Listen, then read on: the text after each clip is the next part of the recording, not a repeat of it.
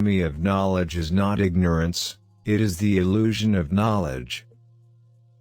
It surprises me how disinterested we are today about things like physics, space, the universe and philosophy of our existence, our purpose, our final destination.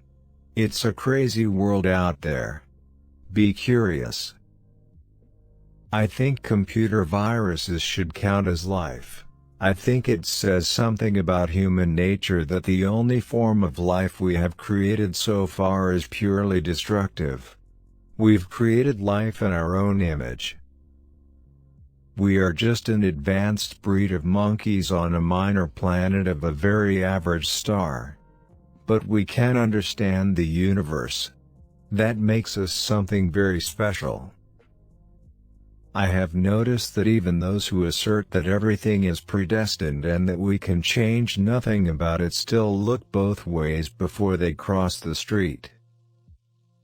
Although I cannot move and I have to speak through a computer, in my mind I am free. One of the basic rules of the universe is that nothing is perfect.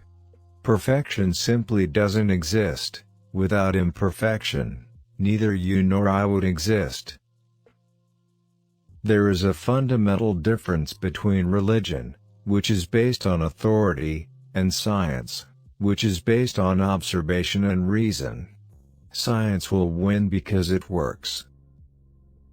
The downside of my celebrity is that I cannot go anywhere in the world without being recognized.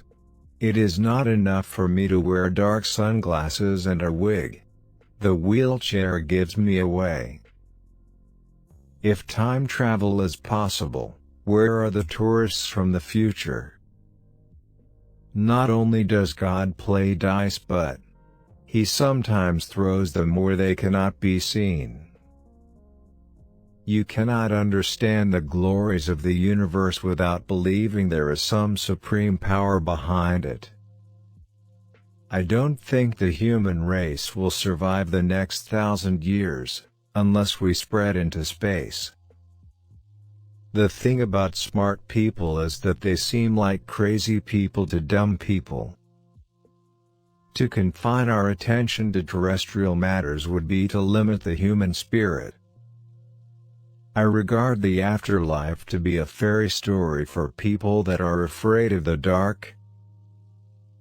If aliens ever visit us, I think the outcome would be much as when Christopher Columbus first landed in America, which didn't turn out very well for the Native Americans. We only have to look at ourselves to see how intelligent life might develop into something we wouldn't want to meet. One is always a long way from solving a problem until one actually has the answer. The idea of 10 dimensions might sound exciting, but they would cause real problems if you forget where you parked your car. Time and space are finite in extent, but they don't have any boundary or edge.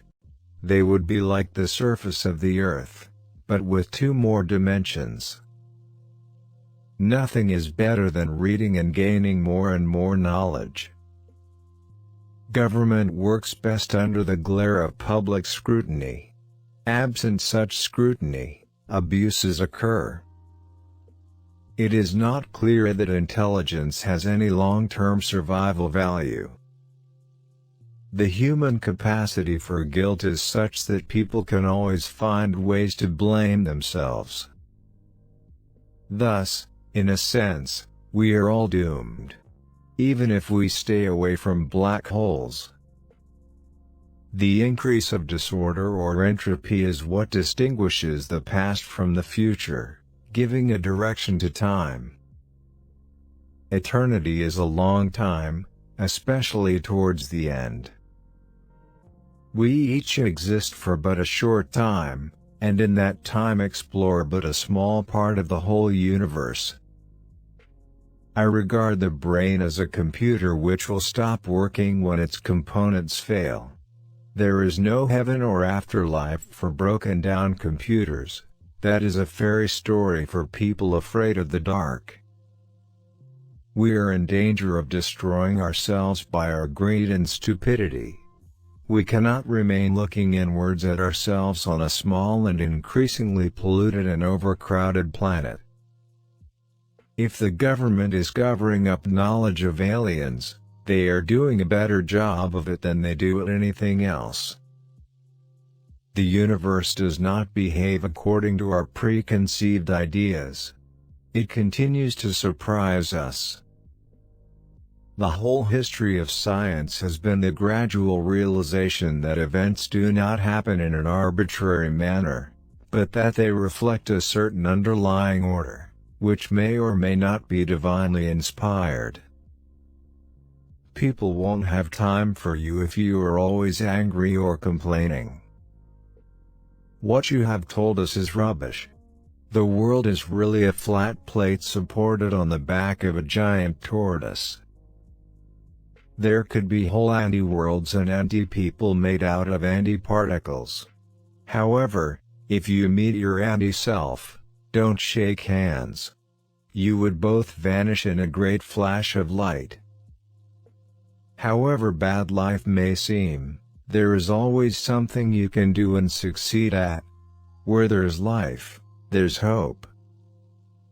What did God do before He created the universe?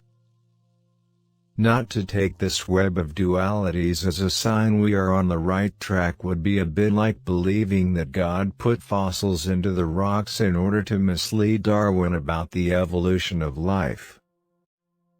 There is no way that we can predict the weather 6 months ahead beyond giving the seasonal average. It's the gravity that shapes the large-scale structure of the universe, even though it is the weakest of 4 categories of forces. Mankind's greatest achievements have come about by talking and its greatest failures by not talking. It doesn't have to be like this. Each exists for but a short time, and in that time explore but a small part of the whole universe. Why are we here? Where do we come from? Traditionally, these are questions for philosophy, but philosophy is dead. The people who actually make the advances in theoretical physics don't think in these categories that the philosophers and the historians of science subsequently invent for them. If you understand how the universe operates, you control it, in a way. It is said that there's no such thing as a free lunch. But the universe is the ultimate free lunch. We now know that our galaxy is only one of some 100,000 million that can be seen using modern telescopes, each galaxy itself containing some 100,000 million stars.